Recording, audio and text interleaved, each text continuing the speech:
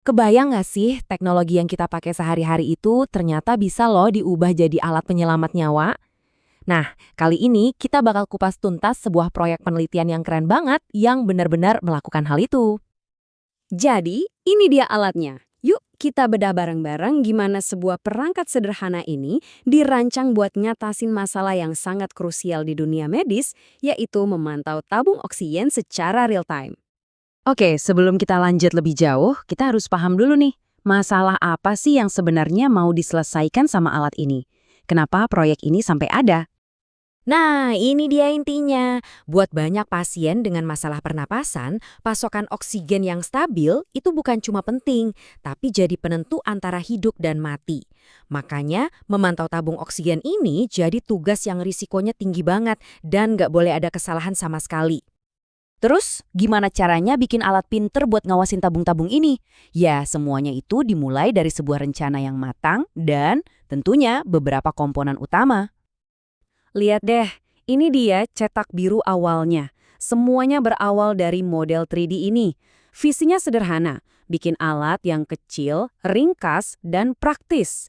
Biar nggak ribet dan nggak mengganggu pasien yang mungkin harus banyak bergerak. Oke, sekarang kita bongkar jeroannya ya. Di dalam kotak ini ada otaknya, yaitu ESP32 UROM U, yang udah lengkap dengan Wi-Fi dan Bluetooth. Terus ada indera perabanya, sensor tekanan yang tugasnya ngebaca isi tabung. Ada juga wajahnya layar OLED kecil buat nampilin info penting. Dan tentunya jantungnya, baterai yang bisa diisi ulang. Semua ini dikendalikan cuma dengan satu saklar on-off. Simple banget kan? Nah, kalau tadi itu organ-organnya, ini dia sistem sarafnya. Rangkaian kelistrikan ini yang nyambungin si otak, indera peraba, dan layar. Ini yang mastiin semuanya bisa berkomunikasi dan bekerja sama dengan baik sebagai satu kesatuan.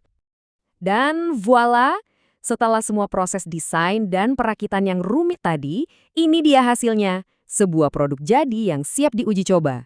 Keren ya, dari konsep jadi barang nyata. Oke, hardware-nya udah jadi nih, tapi kan alat ini harus pintar. Nah, kepintarannya itu datang dari mana? Jawabannya ada di perangkat lunak dan konektivitas. Yuk kita lihat gimana caranya. Cara kerjanya itu sebenarnya logis banget. Pertama, sensornya bakal baca tekanan dari tabung oksigen. Terus, hasil bacaannya itu langsung ditampilin di layar kecil di alatnya. Nggak cuma itu, datanya juga dikirim lewat Wi-Fi ke sebuah platform online. Nah, ini bagian pentingnya.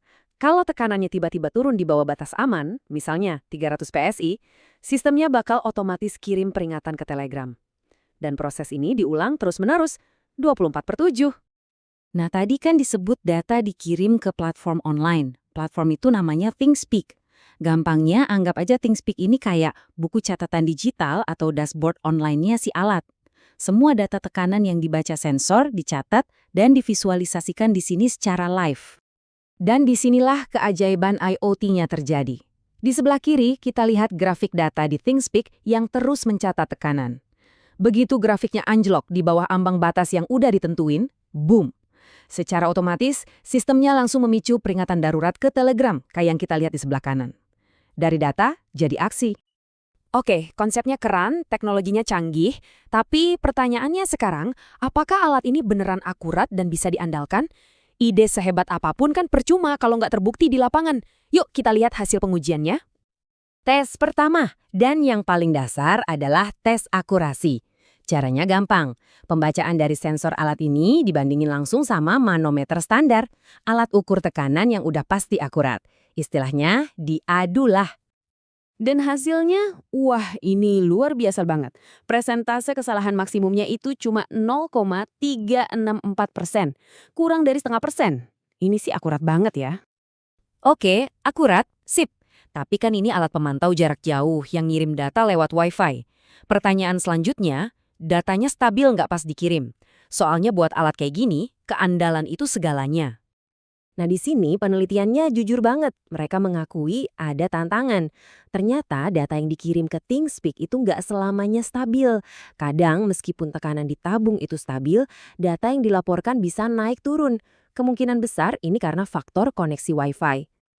Tapi, dan ini yang paling krusial, sistem peringatan via Telegramnya ternyata bekerja dengan sempurna.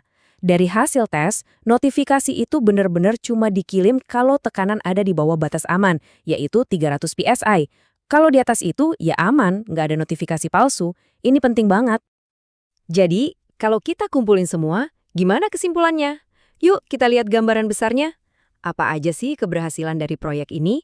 Apa aja hambatannya? Dan kira-kira apa langkah selanjutnya?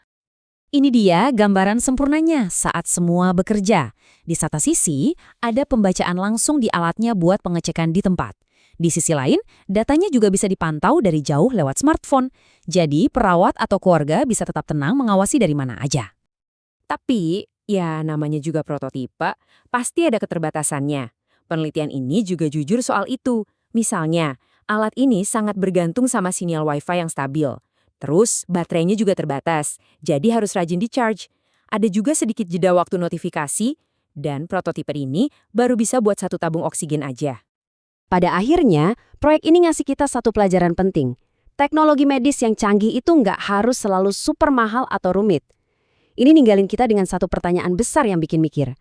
Kalau satu orang aja bisa bikin alat secanggih ini dengan teknologi yang bisa kita beli di mana-mana, coba bayangin, sejauh mana kita bisa mendorong inovasi kesehatan mandiri di masa depan. Potensinya luar biasa besar.